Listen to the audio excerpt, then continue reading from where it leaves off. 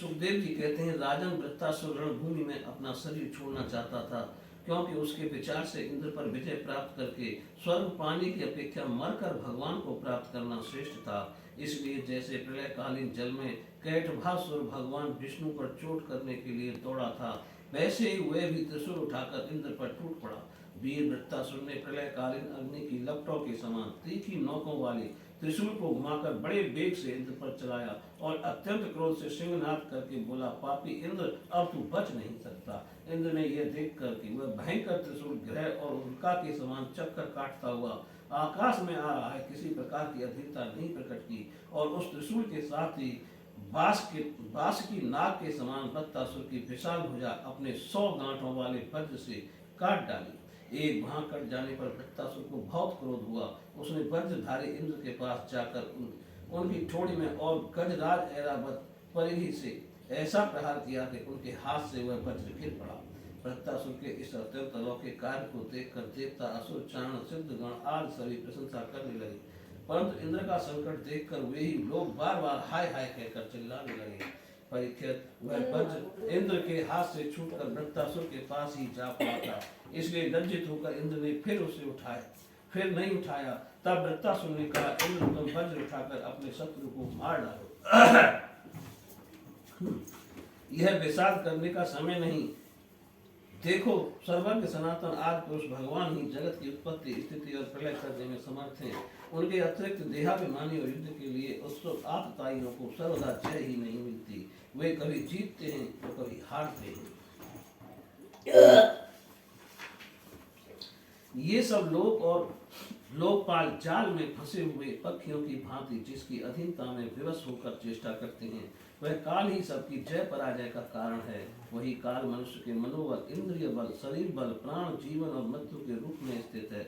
मनुष्य उसे न जानकर जड़ शरीर को ही जय पराजय आदि का कारण समझता है। इंद्र जैसे काठ की पुतली और इंद्र का हरिण नचाने वाले के हाथ में होते हैं, वैसे ही तुम समस्त प्राणियों को भगवान के अधीन समझो।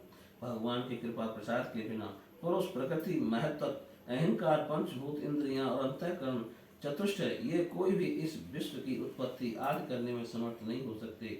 जिसे इस बात का पता नहीं है कि भगवान ही सबका नियंत्रण करते हैं, वही इस परतंत्र जीव को स्वतंत्र करता भोक्ता मान बैठा है।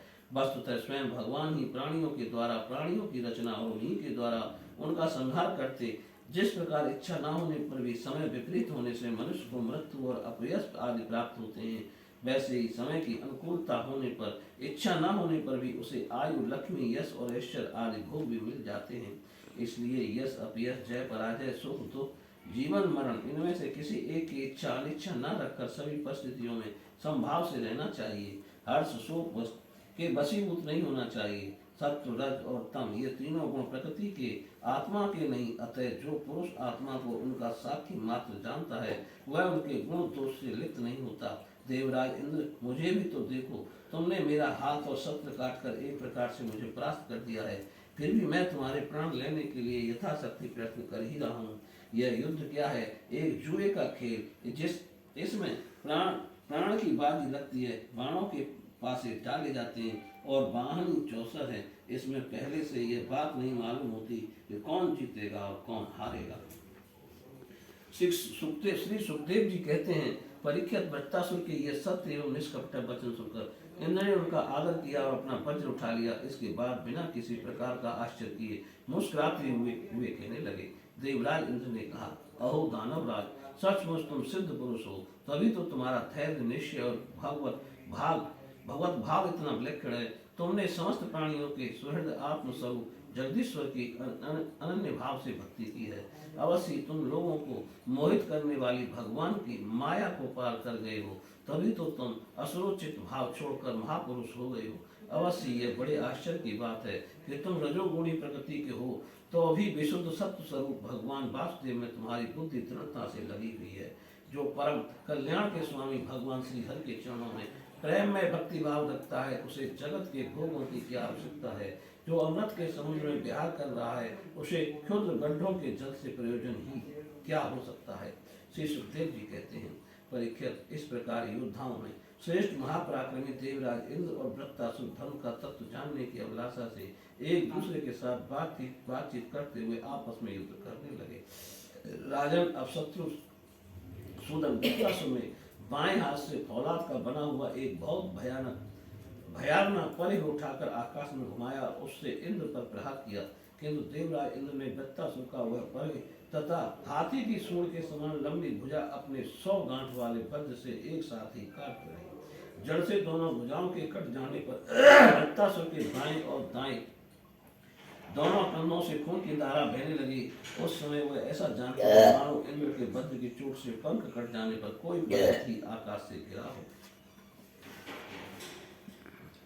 अब पैरों से चलने फिरने वाले पर्वतराज के समान अत्यंत दीर्घकाय वृत्तासुर ने अपनी ठोड़ी को धरती से और ऊपर के होठों को स्वर्ग से लगाया था। आकाश के समान गहरे मुंह, सांप के समान भयावनी जीभ एवं मृत्यु के समान कराल दाढ़ों से मानव त्रिलोकी को निगलता अपने पैरों की चोट से पृथ्वी को रोंकता और प्रबल वेग से पर्वतों को उलटता पलटता हुआ इंद्र के पास आया और उन्हें अपने वाहन ऐरावत हाथी के सहित इस प्रकार लील गया जैसे कोई परम पराक्रमी और अत्यंत बलवान अजगर हाथी को निगल जाए। प्रजापतियों और महर्षियों के साथ देवताओं ने जब देखा कि वृत्तासुर इंद्र को निगल गया, तब वे अत्यंत दुखी हो गए तथा हाय हाय बड़ा अनर्थ हो गया यूं कहकर विलाप करने लगे। बल दैत्य का संहार करने वाले देवराज इंद्र ने महापुरुष विद्या नारायण कवच से अपने को सुरक्षित कर रखा था और उनके पास योग माया का बल था ही, इसलिए वृत्तासुर के निगल लेने पर उसके पेट में पहुंचकर भी वे मरे नहीं। उन्होंने अपने वज्र से उसकी कोख फाड़ डाली और उसके पेट से निकलकर बड़े वेग से उसका पर्वत शिखर के समान ऊंचा सिर काट डाला। सूर्य आदि ग्रहों की उत्तरायण दक्षिणायन रूप गति में जितना समय लगता है, उतने दिनों में अर्थात 1 वर्ष में व्रत वध का योग उपस्थित होने पर घूमते हुए उस तीव्र वेगशाली वज्र ने उसकी गर्दन को सब ओर से काटकर भूमि पर गिरा दिया। उस समय आकाश में धुंधियां बजने लगी। महर्षियों के साथ गंधर्व सिद्ध आज ब्रज घाती इंद्र का पराक्रम सूचित करने वाले मंत्रों से उनकी स्तुति करके बड़े आनंद के साथ उन पर पुष्पों की वर्षा करने लगे।